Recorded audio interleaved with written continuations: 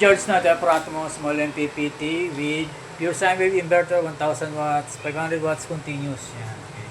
So, walang ugong sa motorized mga electric fan washing mo. Kaya pwede ka mag-washing dito 250 watts pin tab, no? Pwede. Then, ang low voltage disconnect mo dito, yan. 11.5, mawawala ang kuryente mo sa inverter kasi mawawala yung LED red, no?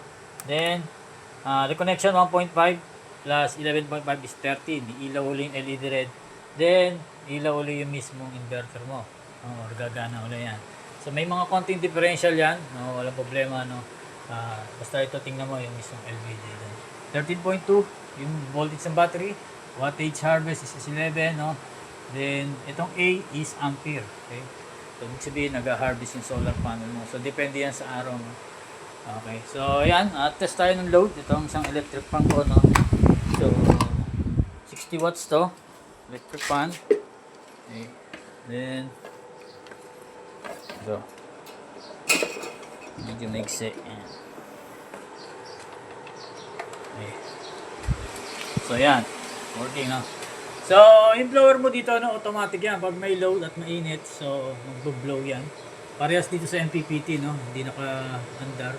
So, automatic yan. Pag nag-iinit yung mga devices, saka uli andar yan. Okay? Then, relay goods. Normal na uminit yan. Walang problema. Then, itong mismong breaker mo, no? Breaker ng solar panel, breaker ng battery, at breaker ng inverter. So, kung pa tayo ng isang load, yung barena natin, no? So, yan. So, assuming na ito yung washing machine mo. Okay. So, hindi pwede ito sa mga heavy load na drill, no? So, ito, galing lang rin to kay online seller lang rin to, no? Kaya, siyempre, mga class A lang to mga barena na to. Yan. So, tingnan mo, mag-react yung mismong battery mo, no? 13 volts yan sa LVD. Okay. Kaya, no? So, ibig sabihin, good siya or washing machine dahil umuhugot to ng almost 250 watts. Okay, then tanggalin natin yung load natin, no? So, kagaya lang sa bahay kapag papatayin natin ang aparato natin, no? Kung ilang araw kang alis, no? Better naka-off. So, solar panel, yan. Mawawala yung mga reading mo dyan na A at saka P, yan. Then, inverter, okay? So, matitira na lang is yung battery. So, pag ina-off mo, huli ang battery, okay? Pag ina-on man naman, una ang battery. So, 0-0, okay, wala ka ng solar panel, naka-off nga.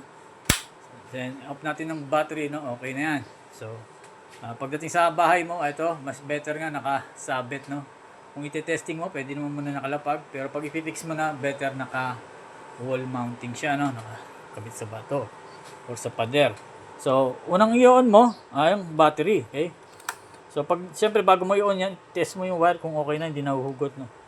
So, meron naman ako link ng solar panel at battery kung wala akong order, no? Then sa ngayon, mahirap umorder, puro pre-order, no? Pero makakakuha ka rin kung sakaling makita mo na yung link. Then, magbase ka na lang doon kung anong klaseng solar panel kailangan mo. Then, pwede naman sa ibang seller, walang problema. So, yan.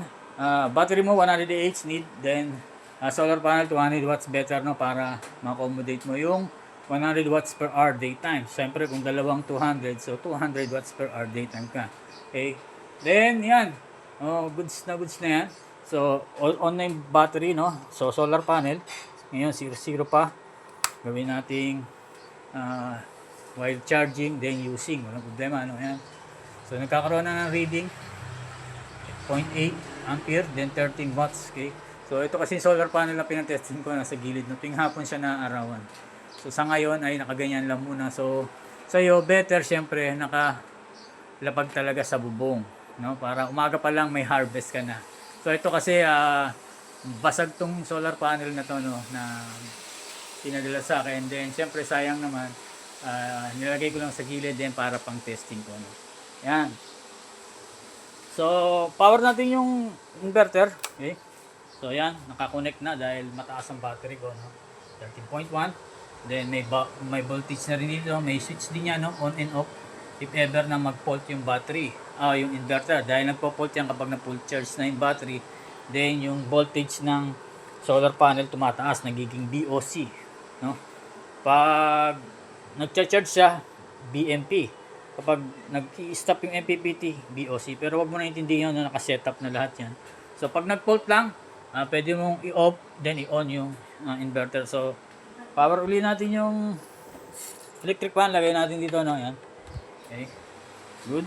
Then, ituling barena natin, no? Yan. So, yan. So, 13 volts, reaction. Tingnan natin. Okay. Okay, so good na good. So, salamat ulit sa pagtiwala, Sir George, no? So, ito lang naman. Then, God bless.